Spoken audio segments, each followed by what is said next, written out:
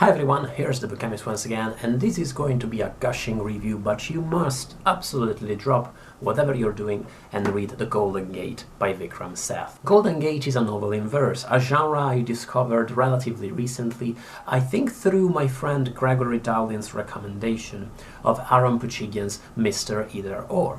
And Mr. Either Or is another book you must absolutely enjoy as soon as you are able. It's one of the most imaginative novels I've ever read, and one of the most astonishing displays of virtuosistic language I have ever witnessed. I'm not going to compare Golden Gate and Mr. Either Or in terms of their linguistic and poetic acrobatics. That's a clash of titans. Let's just say that both novels use a form that is not, I wouldn't call it rigid, but it's definitely firm in order to create a text that's beautifully musical, but that sounds absolutely natural all the way through. At the same time, Mr. Either Or is a science fiction, noir, bizarre mixture novel. It's a mixture of so many different genres. Golden Gate, it's an elegant narrative. It's the story of a few characters, a few young people living in California and San Francisco in the early 80s. That sounds boring, I admit it, especially compared to the alien invasions and cataclysmic disasters of Mr. Either Or. But I do have the very strong impression that even if The Golden Gate had been a standard novel written in a relatively elegant but unimaginative prose, it still would have been one hell of a literary fiction novel because of its, well, honesty in portraying the dynamics between these young people, between these characters, the way some of them are cruel to one another, not because they are bad people, but just because humans inevitably tend to be cruel to one another and often are crueler to the people they love than to strangers even. It's still an absolutely ruthless novel with its plot, with the way it handles the lives of these people. It features a couple of plot twists that are so unexpected but so brutally convincing that I really hoped they weren't happening even several pages after they had already happened. It disdains narrative and generic cliches, both those of, say, more entertaining, more commercial fiction, and those of supposedly literary fiction. What I'm trying to get at here is that you don't get the sweet, tidy, happy ending, but you also don't quite get the tragic end of marriage, suicide plus depression, that it's sometimes almost as telegraphed an ending in text that, well, supposedly fall in that old literary fiction genre, non-genre. It simply deals with a few unusual and extraordinary moments in the life of absolutely ordinary characters. And it does touch upon broader historical concerns. Nuclear warfare in particular is a central concern to the novel. One of the characters, arguably the protagonist, works at a laboratory, at a government complex where nuclear warheads are researched and maybe not built but devised. But at the same time, this character and the characters who protest the work being done in these lungless laboratories, these characters try to oppose these instruments of mass destruction and the broader flow of history that brings them to be. But these characters' heroics and glory is the glory of protest, of daily opposition, of doing your bit as far as you can to try and make the world a better place, actually doing your bit to try and make the world maybe not end next week or the week after that. Don't expect any of these characters to emerge as popular folk heroes, leaders of men, and single-handed defeaters of nuclear warheads across the US. This is a book that is always grounded, it's always based in the fact that its people, its characters are ordinary people, maybe with large dreams.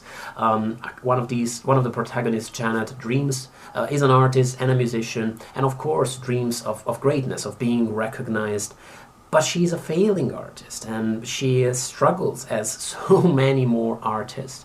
across the world all the time. I feel like the greatest achievement in the Golden Gate is the way it celebrates the ordinary nature of its characters. These struggling artists or these brilliant employees and brilliant engineers who have to use their skills to create weapons of mass murder, but at the same time who don't see this as a contradiction but justify their pursuit, because in this specific case, because these weapons are fundamental in maintaining world peace and in preserving a balance with the Soviet Union that prevents the start of an actual war. You have characters who break up friendships, lifelong friendships, because of prejudice. Characters who refuse to let them love the person they love because of their religious beliefs.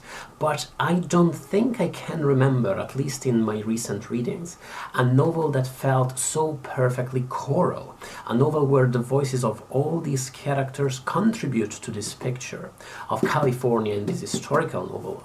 Well, even beyond that, contribute to this picture of the human race and of human pursuits, without any of these voices being really condemned.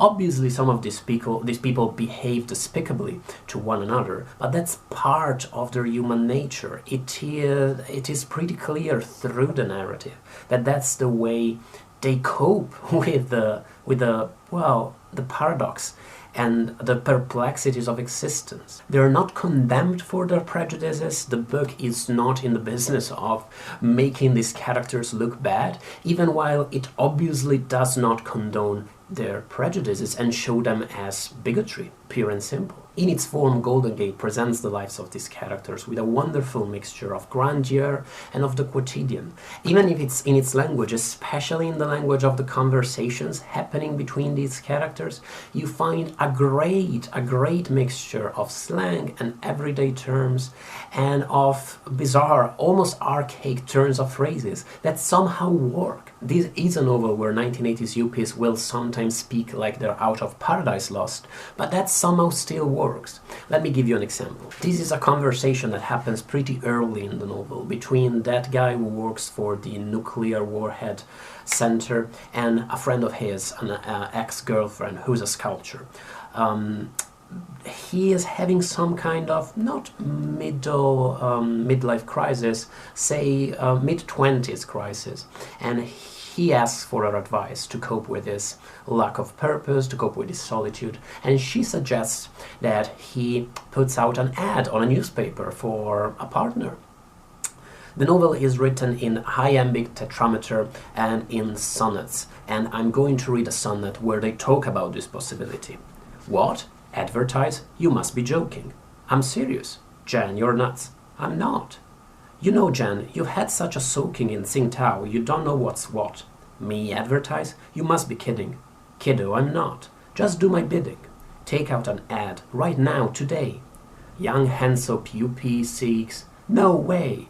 I've always thought your schemes, though wacky, conceived in midair, born in haste, remained within the bounds of taste. But as for this one, talk of tacky. Let's talk of something else instead. Young yuppie.